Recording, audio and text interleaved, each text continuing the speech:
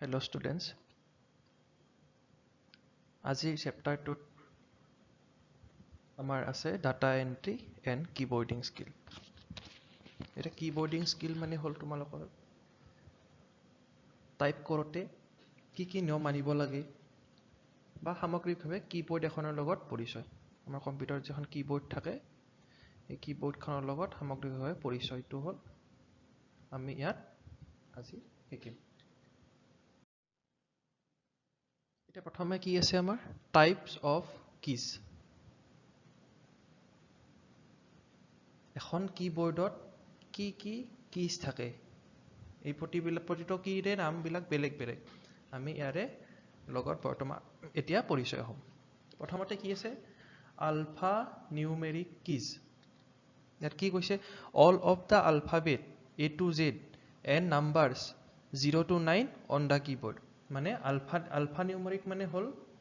ULFA numeric শব্দটো দুটা শব্দ আছে আলফাবেট আৰু নিউমেৰিকেল।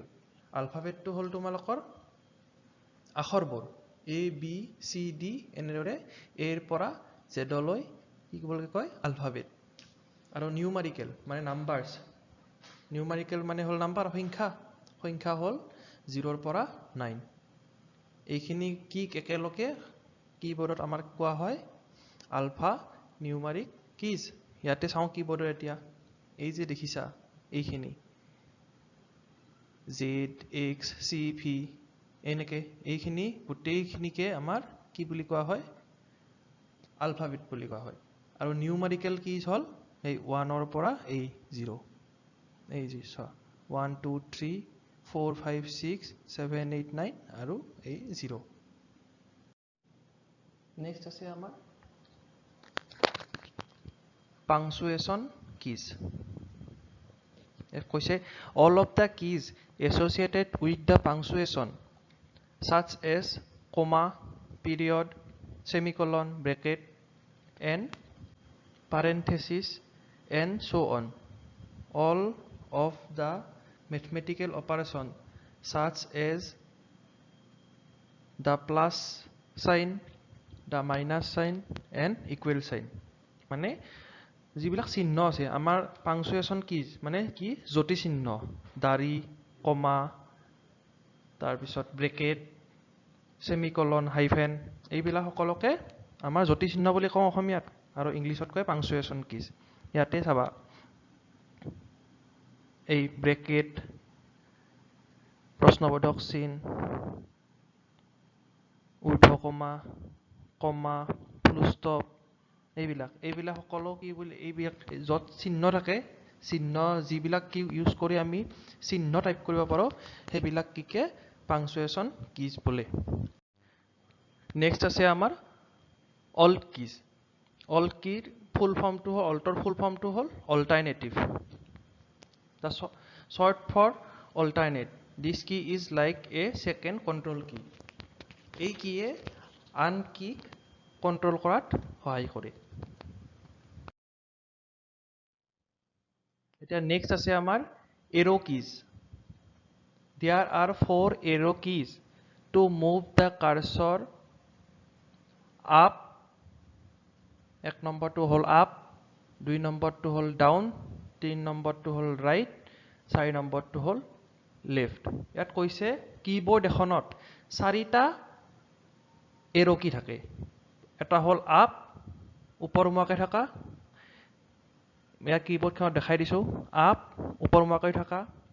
ডাউন তলমুৱাকৈ থকা ৰাইট সোঁহাতে থকা আৰু লেফট বাওঁহাতে থকা। এই 4টা কি কয় একেলগে এৰো কি বুলি কোৱা হয়। নেক্সট আছে আমাৰ shift or all keys. To move the cursor in more than one position at a time. ইয়াত কৈছে এটা সময়ত এটাতকৈ অধিক ঠাইত কাৰ্চৰডাল লৈ যোৱাত এই শিফট কি ব্যৱহাৰ কৰা হয়। ইয়াতে শিফট কি কোনটো তোমালোকৰ শিফট কি হ'ল কিবৰ্ডখনত এইটো শিফট কি। আমি চাওঁ নেক্সট আছে বেকস্পেচ কি। প্ৰথমতে কিবৰ্ডখনত চাই লওঁ ক'ত আছে এইটো হ'ল বেকস্পেচ। এটা বেকস্পেস কি কৈছে delete the character just to the left of cursor and move the cursor to that position ইয়াত কৈছে কাৰ্সৰ ডালেৰে বাওঁফালৰ পৰা বৰ্ণ ডিলিট কৰিবলৈ এই বেকস্পেস কি ব্যৱহাৰ কৰা হয় কাৰ্সৰ ডালৰ আগৰ অৱস্থালৈ লৈ যোৱাটো এই বেকস্পেস কিয়ে আমাক সহায় কৰে মানে কিবা তোমালোকে ডকুমেন্ট টাইপ কৰি আছা হঠাৎ কিবা ভুল হলে এই বেকস্পেস কিৰ সহায়ত তোমালোকে বাওঁফালৰ পৰা আখৰবোৰ মুছি যাব পাৰিবা এনেকে এই বাওঁফালৰ পৰা তোমালোকে আখৰবোৰ মুছি যাব পাৰিবা এইটো হল বেকস্পেস কি নেক্সট আছে আমাৰ কেপছ লক কি It is a toggle key which when activated causes all alphabet character to be uppercase caps lock কি কাম হল প্ৰথমতে চাই লও কিবোৰ্ডখন ক'ত আছে এইটো হল তোমালোকৰ caps lock তোমালোকৰ অন থাকিলে টাইপ কৰিলে যিবোৰ ক্যাৰেক্টাৰ টাইপ হয় সেইবোৰ সকলোবোৰ বৰফলাৰ আখৰেৰে অৰ্থাৎ ক্যাপিটেল লেটাৰত সকলোবোৰ আখৰ আহে মানে আমি যদি কিবা টাইপ কৰিলে ক্যাপিটেল লেটাৰ কৰিব লাগে বা বৰফলাৰ আখৰ কৰিব লাগে তেতিয়া আমি ক্যাপছ লক ইউজ কৰো নেক্সট আছে আমাৰ কন্ট্ৰোল কি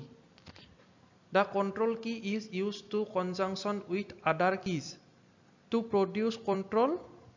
characters. The meaning of each control character depend on which program is running. ইয়াত control key কথা কি কৈছে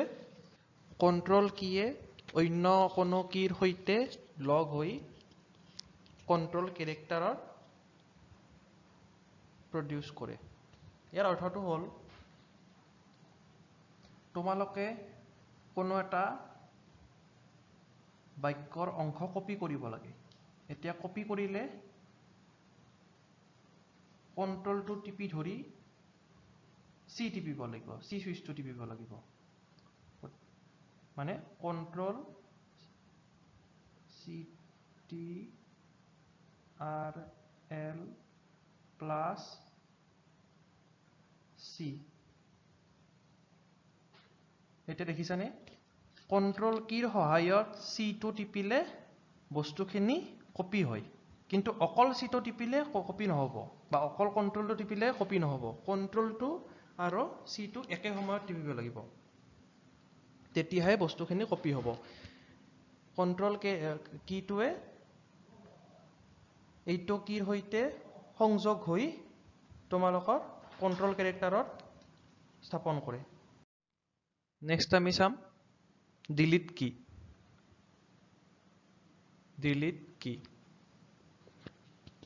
the del মানে delete the delete key deletes the characters at the current cursor position or the selected object but does not move the cursor for graphic based application the delete key deletes the character to the right of the insertion point এটা কি আছে delete যাৰ নামেই পৰিচয় delete মানে কি মুছি দিয়া বা তোমালোকৰ নোহোৱা কৰি দিয়া কোনো এটা বস্তু কিবোৰ্ডখনত চাও ডিলিট কি কোড আছে ডিলিট কি আছে এইটো ডিলিট কি ইয়াৰ সহায়ত তোমালোকে যিকোনো বস্তু ডিলিট কৰিব পাৰিবা এইটোৱে কথা ডিলিট কি নেক্সট আছে এন্টাৰ কি অৰ ৰিটাৰ্ণ কি তাত কি লিখিছে It is used to enter command or to move the cursor to the beginning of the next line. Enter কি কাম হল কমান্ড দিবলৈ এইটো কিৰ প্ৰয়োগ কৰা হয় আন এটা শাৰীৰ বা লাইনৰ আৰম্ভণিলৈ কাৰ্সৰডাল লৈ যোৱাত এই এন্টাৰ কিয়ে সহায় কৰে মানে তোমালোকে এখন বস্তু এখন টাইপ কৰি আছা লেটাৰ এখন প্ৰথম লাইনটো লিখিলা প্ৰথম লাইনটো ইয়াত শেষ হ'ল দ্বিতীয় লাইনটোলৈ আহিবৰ কাৰণে তলত আহিবৰ কাৰণে তোমালোকে এন্টাৰ কিটো টিপিব লাগিব এইটো হ'ল এন্টাৰ এন্টাৰ কিটো টিপিলে য'ত লিখি আছিলা এই লাইনটো শেষ হোৱাৰ পিছত নেক্সট লাইনটোলৈ কাৰ্সৰডাল নিজে নিজে আহি যাব এন্টাৰ কি টিপিলে এইটো লিখা হ'ল 2 নম্বৰ লাইনটো 3 নম্বৰ শাৰী কামত যাবলৈ হ'লে ইয়াত আমি এণ্টাৰ কিটো এবাৰ টিপি দিব লাগিব তেতিয়া আমাৰ তৃতীয় লাইনলৈ আহি যাম নেক্সট আছে ESC কি ESC ৰ ফুল ফৰ্মটো হ'ল escape key the escape key is used to send special code to device and to exit from the program and task escape key সহায়ত কোনো এটা চলি থকা প্ৰগ্ৰামৰ পৰা এক্সিট কৰা মানে ওলাই অহা এক্সিট escape key আমাক সহায় কৰে নেক্সট আছে কি ফাংচন কি special keys level F1 to F12 এইটো মনত ৰাখিবা F1 to F12 these keys have different meaning depending on which program is running ইয়াতে কি কিবোৰ্ডত ফাংচন কি কেইটামান আছে ফাংচন কি কেইটা আছে F1 ৰ পৰা F12 লৈ মানে 12টা ফাংচন কি কিবোৰ্ড এখনত পোৱা যায় ঠিক এটা F1 F2 এনেকে এই F12 এই 12টা ফাংচন কি পোৱা যায় আৰু প্ৰতিটো ফাংচন কিৰে কম্পিউটাৰত চলি থকা প্ৰগ্ৰামৰ ওপৰত প্ৰতিটো ফাংচন কিয়ে তাৰ কাম নিৰ্ধাৰণ কৰে মানে প্ৰতিটো ফাংচন কিয়ে বেলেগ বেলেগ সময় বেলেগ বেলেগ কাম হ'ব পাৰে নেক্সট আছে আমাৰ নিউমাৰিক কিপ্যাড নিউমাৰিকটো পাই আহিছো নিউমাৰিক মানে কি নাম্বাৰ 1 2 3 এইবিলাক এটা কি কৈছে চাও numeric keypad is used when enormous numeric data is to be entered it is normally located on the right hand side of computer keyboard it contain number 0 to 9 addition subtraction multiplication and division symbol a decimal point and numlock and enter keys numeric keypad may also work on dual mode usually some of the keyboard or laptop don't have numeric keypad yate ki koise numeric keypad khon keyboard ekhonor কিমা কোনটো সাইডে কৈছে right hand সাইডে থাকে সোফালে থাকে মানে এই keyboard numerical keyboard হল এইখিনি হল তোমালোকৰ নিউমাৰিকেল কিপ্যাড ইয়াতে কি থাকে বুলি কৈছে ইয়াতে থাকে 1 2 3 4 5 6 7 8 আৰু 0 মানে 0 ৰ পৰা 9 লৈ সংখ্যা থাকে আৰু ইয়াত কি থাকে সিম্বল থাকে কিছুমান যোগ চিন থাকে বিয়োগ চিন থাকে স্ল্যাশ থাকে বিভিন্ন সিম্বল থাকে এই গোটেইখিনিকে নিউমাৰিকেল কিপ্যাড বুলি কোৱা হয় আৰু এটা কি কৈছে লাষ্টৰ লাইনটো some of the keypad or laptop don't have a numerical keypad মানে কিছুমান কিপ্যাড আৰু ল্যাপটপৰ কিপ্যাড বিলাক বিশেষকৈ ল্যাপটপৰ কিপ্যাড বিলাকত এই নিউমাৰিকেল কিপ্যাডখন নাথাকে ইয়াতে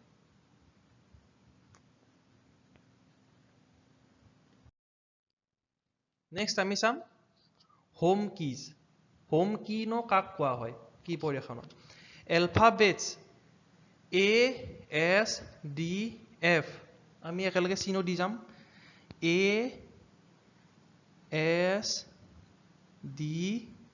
আৰু F are home keys for left hand and L K J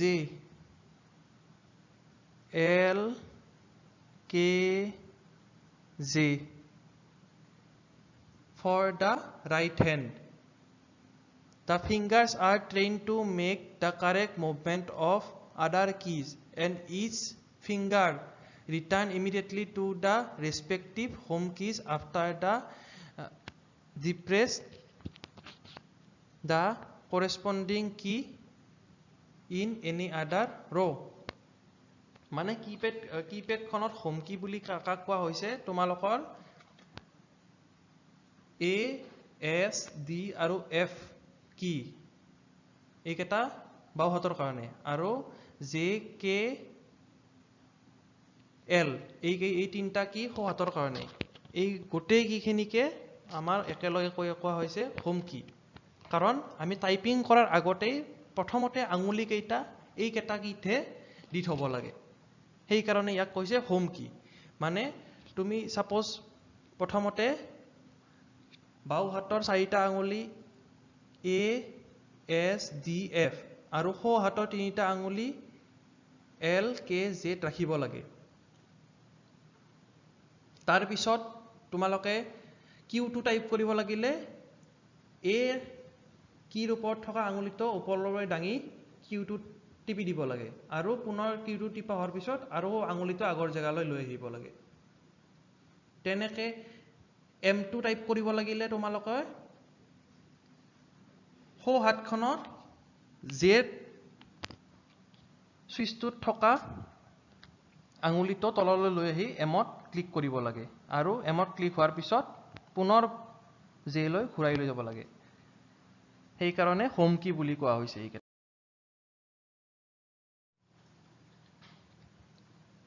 Next আছে guide keys.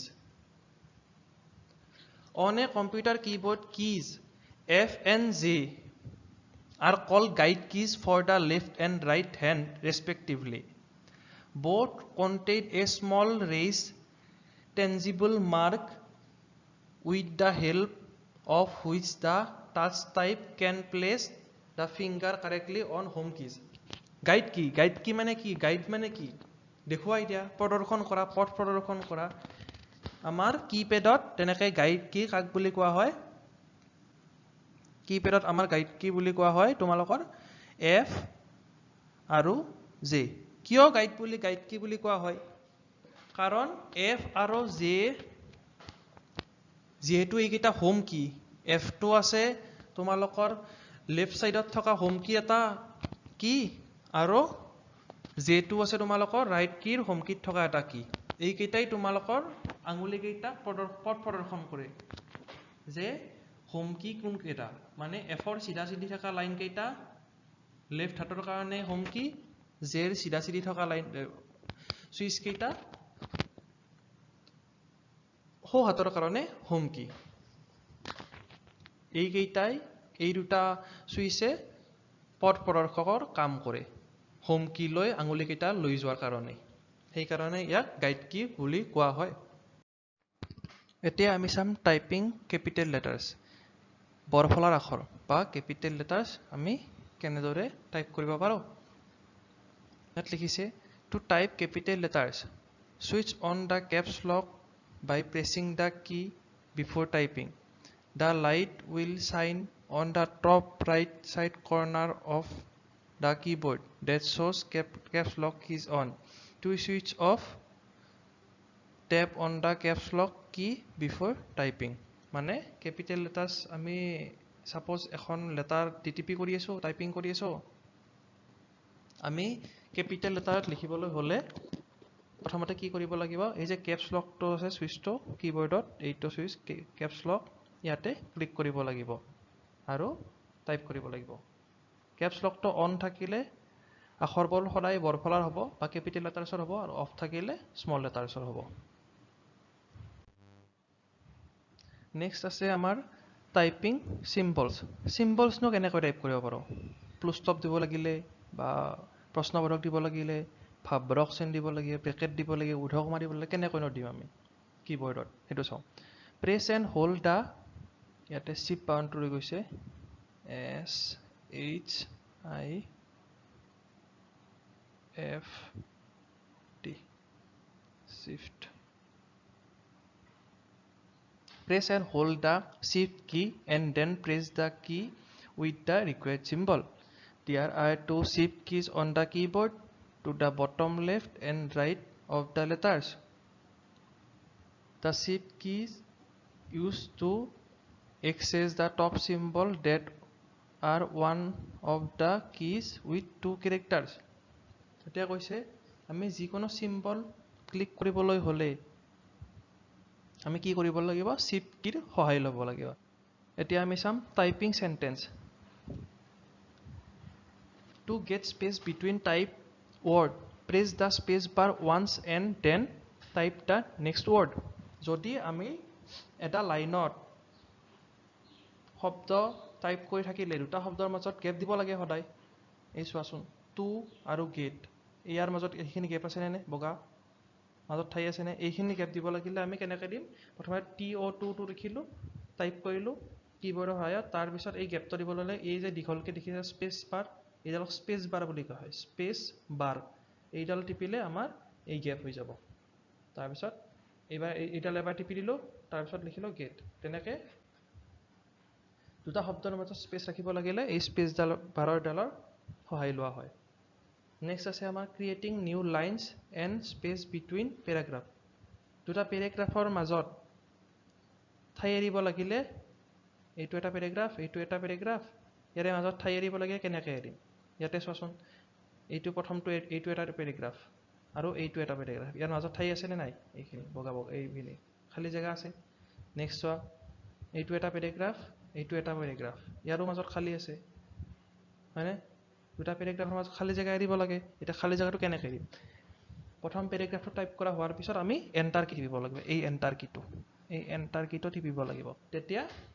দুটা পেৰাগ্ৰাফৰ মাজত খালী জেগা সৃষ্টি হ'ব যিমানবাৰ এণ্টাৰ কি টিপা সিমানেই ডাঙৰ খালী ঠাইৰ সৃষ্টি হ'ব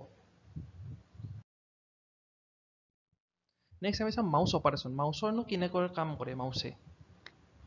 মাউচ অপাৰেশ্যন চাওঁ আমি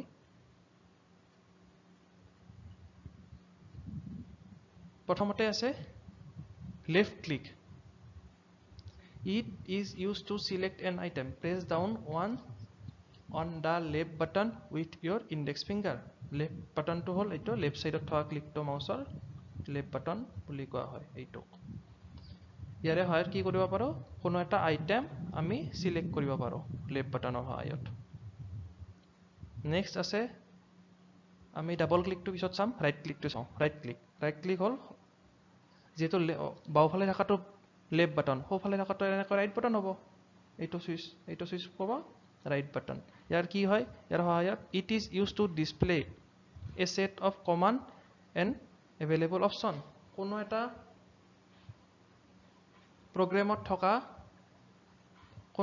প্ৰগ্ৰেমত এভেইলেবল থকা অপশ্যনবোৰ দেখাবলৈ ৰাইট ক্লিকৰ সহায় লোৱা হয় নেক্সট আছে আমাৰ ডাবল ক্লিকৰ সহায়ত কোনো এটা প্ৰগ্ৰাম ষ্টাৰ্ট কৰিবলৈ বা কোনো এটা ফাইল অ'পেন কৰিবলৈ ডাবল ক্লিকৰ সহায় লোৱা হয় নেক্সট আছে আমাৰ ড্ৰেগ এণ্ড ড্ৰপ হ'ল it allow to select and move an item from one location to another মানে চোৱা এইখন এখন কম্পিউটাৰ স্ক্ৰীণ চাপ'জ ইয়াতে এটা আইটেম আছে এইটো কিন্তু ইয়াতে থাকিব নালাগে এইটো কোণালৈহে লৈ যাব লাগে তলৰ সোঁহাতৰ কোণাটোলৈহে লৈ যাব লাগে তেতিয়া কি কৰিম মাউচেৰে এইটো ড্ৰেগ কৰিম আৰু টানি দি ইয়াতে ড্ৰপ কৰি দিম মাউচেৰে এইটো টানি লৈ আহিম আনি ইয়াতে পেলাই দিম মানে ড্ৰপ কৰি দিম এইটো হ'ল ড্ৰেগ এণ্ড ড্ৰপ নেক্সট আছে scroll one can use scroll key of a mouse to scroll up or down মানে কোনো এটা পেজ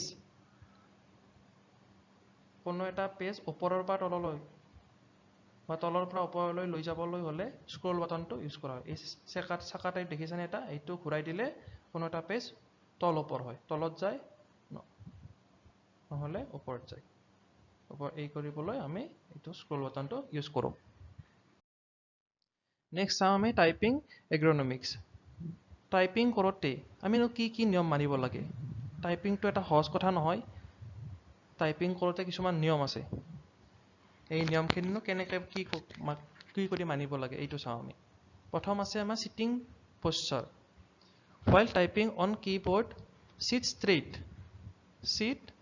কৈছে slightly bend your neck forward touch both the feet to the floor ইয়াতে কি কৈছে typing কৰোঁতে সদায় তুমি ষ্ট্ৰেইটকৈ বহিব লাগে চিধা হৈ বহিব লাগে আৰু তোমাৰ ডিঙিটো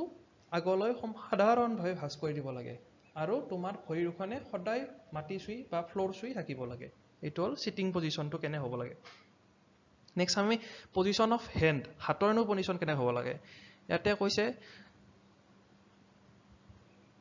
ৰিষ্টটো ষ্ট্ৰেইট হ'ব লাগে তোমালোকৰ ৰিষ্টটো ষ্ট্ৰেইট হ'ব লাগে তাৰপিছত কৈছে don't touch the elbow' to the body nor to be far away from the body আৰু কিলাগুটিটো সদায় দেহৰ পৰা বহুত দূৰতো ৰাখিব নালাগে আৰু দেহৰ পৰা বহুত ওচৰতো ৰাখিব নালাগে bend at about 90 degree angle আৰু কিলাগুটিটো সদায় 90 ডিগ্ৰী এংগুলত ভাঁজ কৰি ৰাখিব লাগে 90 ডিগ্ৰী কোণত নেক্সটটো আমি চাম মনিটৰৰ পজিশ্যনটো মনিটৰ প্লেচমেণ্ট মনিটৰটো কেনেকৈ ৰাখিব লাগে don't bend your neck while working on the monitor and keep the upper border of screen at eye level. Keep approximate distance of about 60 to 65 cm for 17 inches screen. ইয়াতে কৈছে তোমালোকৰ মনিটৰটোৰ কাৰণে মানুহটো আৰু মনিটৰৰ মাজত দূৰত্ব প্ৰায় 60 ৰ পৰা 65 সেন্টিমিটাৰ হ'ব লাগে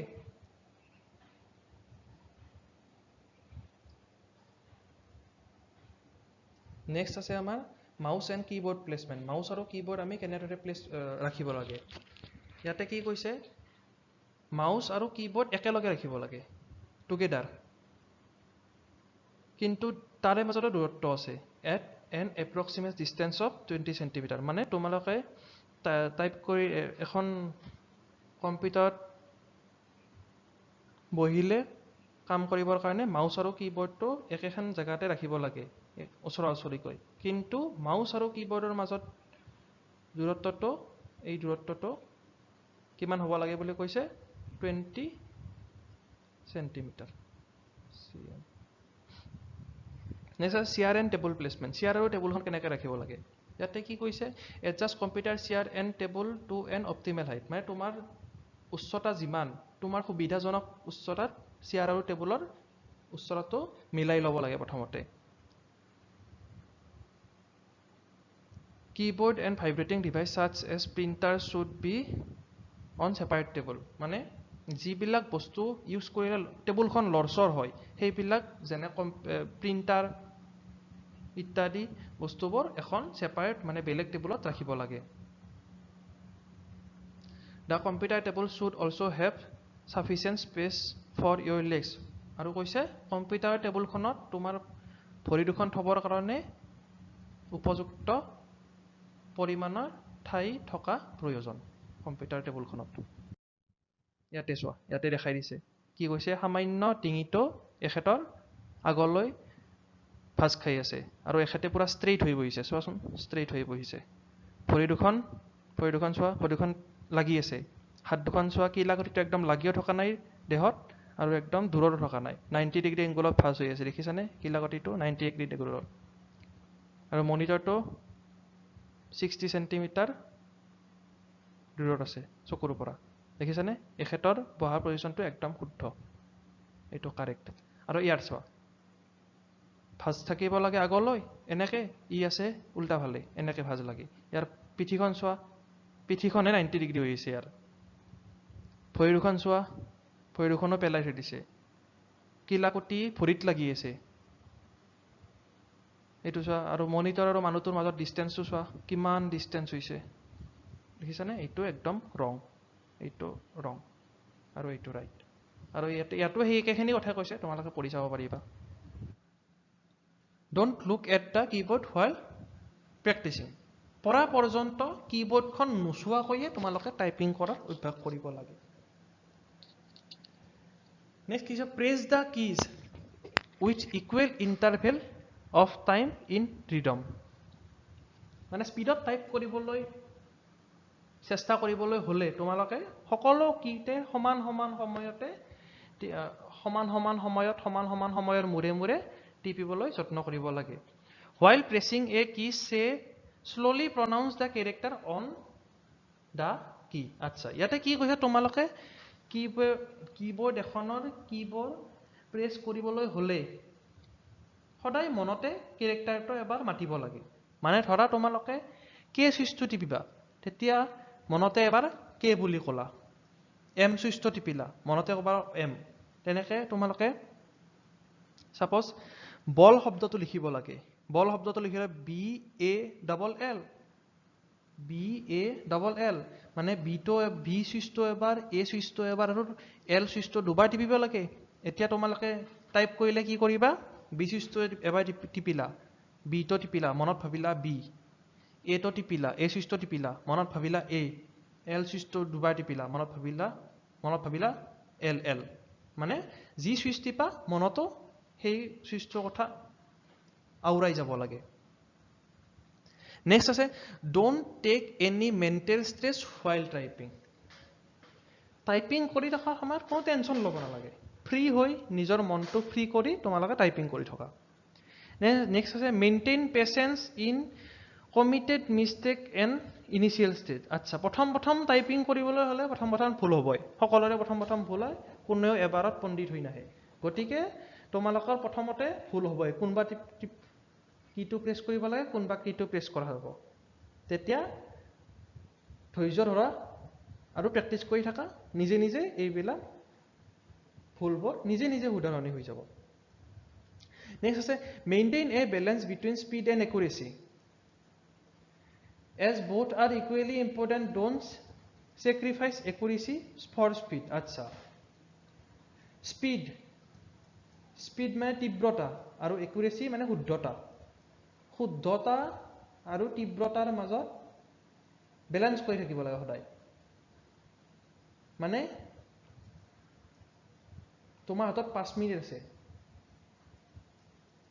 5 মিনিট আছে তুমি টাইপ কৰিব লাগে সাপোজ 200টা লেটাৰ এতিয়া তুমি এই 5 মিনিটত দৌৰা কৰিলে ভুলে শুদ্ধ টাইপ কৰিলে 200টা লেটাৰ টাইপ কৰা হৈ যাব কিন্তু হেতু কিবা লাভ থাকিল জানো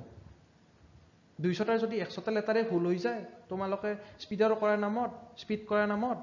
তেতিয়াতো একো লাভ নাথাকিল টাইপিং কৰা সেই কাৰণে 5 মিনিটত তুমি 200 নালাগে 100 কৰা কিন্তু 100টো যে গোটেইকেইটা শুদ্ধ হয় সেইটো যত্ন কৰা সেইটোৱে কৈছে স্পীড আৰু একুৰেচি মানে শুদ্ধতা আৰু তীব্ৰতাৰ মাজত সদায় বেলেন্স কৰি ৰাখিব লাগে যিখিনি লিখা 5 মিনিটত তুমি 100টাই লেটাৰ লিখা কিন্তু সেই লেটাৰ কেইটা যাতে শুদ্ধ হয় সেইটো তুমি চেষ্টা কৰা নেক্সট আছে to gain mastery of computer keyboard undertake repeated practice of typewriting words sentence passages figures without looking at the keyboard ইয়াতে কি কৈছে তোমালোকে কিবোৰ্ড টাইপিং কৰাত যদি মাষ্টাৰী কৰিব বিচাৰা মানে নিজকে পটু কৰিব বিচাৰা তেতিয়া তোমালোকে কিবোৰ্ডখন নোচোৱাকৈ টাইপ কৰিব চেষ্টা কৰিব লাগে প্ৰথমতে ভুল হ'ব বহুত ভুল হ'ব 100টা শব্দ লিখিলা তাতে 10টাই শুদ্ধ হ'ব বাকি 90টা ভুল হ'ব তেনেকে প্ৰেক্টিছ কৰি থাকোতে তোমালোকৰ শুদ্ধতাৰ সংখ্যাও বাঢ়ি যাব প্ৰথমতে 10টা শুদ্ধ হ'ল তাৰ পিছত 20টা হ'ল তাৰ পিছত 30টা হ'ল এনেকৈ বাঢ়ি শেষত স্পীডো আহিব একুৰেচিও আহিব 100টা শব্দ টাইপ কৰিলে তোমাৰ 100টাই শুদ্ধ হ'ব আৰু স্পীডতো হ'ব সেই কাৰণে প্ৰথমতে কিবোৰ্ডখন নোচোৱাকৈ প্ৰথমতে অভ্যাস কৰিব লাগে নেক্সট আছে গুড টাইপিং স্পীড সাধাৰণতে কিমান টাইপিং স্পীডক এটা ভাল টাইপিং স্পীড বুলি ধৰা হয় ইয়াতে আছে N average professional typist types usually speed of 50 to 80 WPM তাৰপিছত কি হৈছে while some position can require to 80 to 90 WPM some advanced typists work at speed above 120 WPM মানে কি কৈছে এই WPM তো হল word per minute এটা মিনিটত 1 মিনিটত কেইটা word টাইপ কৰিব পাৰে সাধাৰণতে তোমালোকে প্ৰফেচনেল চাকৰি হিচাপে টাইপিষ্টত সোমালে তোমালোকৰ স্পীডটো টাইপিং স্পীডটো সাধাৰণতে 50 ৰ পৰা 80 WPM হ'ব লাগে 50 ৰ পৰা 80 টা শব্দ 1 মিনিটত টাইপ কৰিব পৰা হ'ব লাগিব শুনিবলৈ বহুত আচৰিত লাগে কিন্তু এইটো অভ্যাসৰ ফলত নিজে হৈ যায় তোমালোকে নিজে গম পাবা অভ্যাস কৰি থাকিলে এইটো কেনেকৈ হৈ যাব পাৰে 50 ৰ পৰা 80 নহয় 120 লৈও হৈ যাব পাৰে 1 মিনিটত 120টা শব্দ প্ৰেক্টিছ কৰি থাকিলে কি সম্ভৱ নহয় প্ৰেক্টিছ কৰি থাকিলে সব সম্ভৱ হয় সেই কাৰণে প্ৰেক্টিছই মেইন প্ৰথমতে ভুল হ'ব তাৰ পিছত শুদ্ধ হৈ যাব এটা তলত এখন লিষ্ট আছে এইখন লিষ্ট আমি চাও সব বস্তুৰে একক থাকে এটা বস্তু যিকোনো বস্তু এটা সেইটোৰ বস্তুৰ পৰিমাণ গণনা কৰিবলৈ হ'লে আমি একক এটা ব্যৱহাৰ কৰোঁ metre kilometre litre millilitre centimetre এইবিলাক সব একক ইয়াতো কিছুমান একক আছে টাইপিংতো ইয়াতে আছে WPM, CPM আৰু KPM। ইয়াতে চাওক প্ৰথমতে কি আছে WPM মানে হ'ল কি ৱৰ্ড পাৰ মিনিট, মানে 1 মিনিটত কিমানটা শব্দ। The number of word typed in a 1 minute period of time। ইয়াতে কৈছে 1 মিনিট সময়ত কেইটা শব্দ টাইপ কৰিব পাৰে, সেইটোক আমি WPM ৰ সহায়ত গণনা কৰোঁ। WPM টো আমি কেনেকৈ উলিয়াম, সেই তাৰ ফৰ্মুলাটো হৈছে word without error। মানে তোমালোকে 100টা শব্দ লিখিলা, 100টা শব্দ লিখিলা হা, তাৰে ভিতৰত 100টা শব্দ লিখিলা, 100টা শব্দ লিখিবলৈ তোমালোকৰ সময় লাগিল 10 মিনিট। WPM টো কেনেকৈ গণনা কৰে এইটো মই কৈ আছো। 10 মিনিট সময় লাগিল তোমালোকৰ। সাপোজ এই কিন্তু 100টা শব্দৰ ভিতৰত তোমালোকৰ আৰু 10টা ইয়াৰে 20টা শব্দ ভুল হৈছে, 20টা শব্দ শুদ্ধ হৈছে। হল কেইটা 80টা শব্দ শুদ্ধ হল, 80টা শব্দ শুদ্ধ হল। এটা WPM টো উলিয়াবলৈ হলে WPM সমান প্ৰথমতে কি কৈছে word without error, মানে ভুল নোহোৱা শব্দ। ভুল নোহোৱা শব্দ আমাৰ কিমান আছে 80টা। ইয়াত লিখিলা 80। তাৰপিছত কি আছে যোগ চিন দিলা। word with error, ভুল হোৱা শব্দ কেইটা আছে আমাৰ 20টা আছে, 20টা দিলো। তাৰপিছত হৰণ চিন দিলো। টাইম স্পেন্ড ইন মিনিটস, মানে মিনিট হিচাপত আমাৰ কিমান টাইম হ'ল, আমি 10 মিনিট থৈছো। ইয়াতে লিখিলো 10, হয়নে? এতিয়া কি হ'ব অংকটো সমান হ'ল, ওপৰত হ'ল তোমালোকৰ 100 আৰু তলত হ'ল 10। এটা শূন্য কাটা গ'ল, থাকিল 10। এতিয়া কিমান ওলাল সমান WPM টো কিমান ওলাল 10 WPM। অৰ্থাৎ তোমালোকে 1 মিনিটত তুমি 10টাহে শব্দ টাইপ কৰিব পাৰিছা। এনেকৈ WPM টো গণনা কৰে। আমি এইখিনি মুছি পেলাওঁ প্ৰথমতে।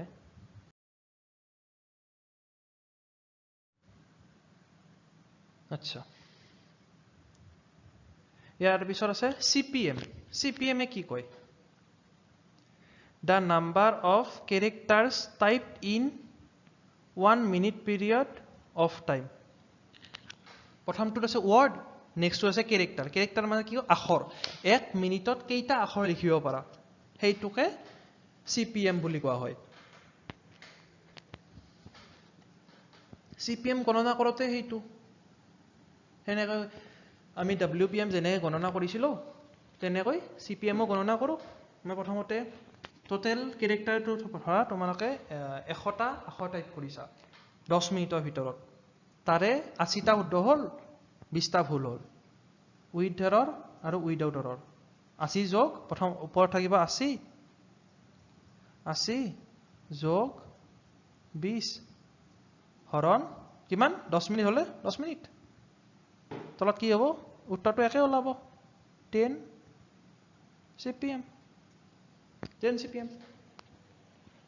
1 মিনিটত 10টা লেটাৰ তুমি টাইপ কৰিব পাৰিছা, কেৰেক্টাৰ টাইপ কৰিব পাৰিছা। নেক্সট আছে KPM হ'ল the number of keystroke in a minute period of time। keystroke মানে হ'ল তোমালোকে কীবোৰ্ডখনত থকা সুইচ বোৰত কিমান বাৰ প্ৰেছ কৰিছা সেইটোকে কীষ্ট্ৰোক বুলি কোৱা হয়। কিমান বাৰ টিপিছা তো তুমি চাগে সাপোজ এটো 3 বাৰ টিপিলে 3টা কীষ্ট্ৰোক হ'ল, বিটো তেনে প্ৰতিটো কীবোৰ্ডত থকা প্ৰতিটো সুইচে তুমি প্ৰেছ কৰিলে এটা একোটা কি ষ্ট্ৰক হয় সেই কি ষ্ট্ৰকটো এনেকৈ গণনা কৰে CPM WPM যেনেকৈ গণনা কৰে প্ৰথমতে ভুল হোৱা কি ষ্ট্ৰকটো শুদ্ধ হোৱা কি ষ্ট্ৰকটো যোগ কৰিলো হৰণ কৰিলো টাইমখিনি দি সেয়ে KPM CPM আৰু WPM পৰীক্ষাত আহিব পাৰে WPM মানে কি CPM মানে কি KPM মানে কি WPM কেনেকৈ গণনা কৰা হয় এইবিলাক নিশ্চয় বুজি পাইছা তোমালোকে থ্যাংক ইউ সো মাচ আজি ক্লাছটো বহুত দীঘল হ'ল আজিৰ আমাৰ ইউনিট 2 টো যিটোৰ নাম হ'ল তোমালোকৰ ডাটা এন্ট্ৰি এণ্ড কিবৰ্ডিং স্কিল এইটো চেপ্টাৰ আজি আমি ইয়াৰ ইমানতে সামৰণি মাৰিলো তোমালোকে কিতাপত থকা ইয়াত মই PDF কিতাপখন যি দিছো কিতাপখনত এইটো ইউনিটৰ শেষৰ ফালে কিছুমান কোৱেশ্চন আছে খালি ঠাই পূৰণ কৰা আছে ট্ৰু ফলছ আছে এইবিলাক তোমালোকে ঘৰত নিজে চেষ্টা কৰিবা কিবা বুজি নাপালে মোক সুধিলেই হ'ল ইয়াৰে PDFটো মোৰ ডেছক্ৰিপশ্যনত থাকিব অন্যদিনা নিচিনাকৈ আমি নেক্সট ক্লাছত কি শিকিম ডিজিটেল ডকুমেণ্টেশ্যন নেক্সট ক্লাছত আমি ডিজিটেল ডকুমেণ্টেশ্যন শিকিম ধন্যবাদ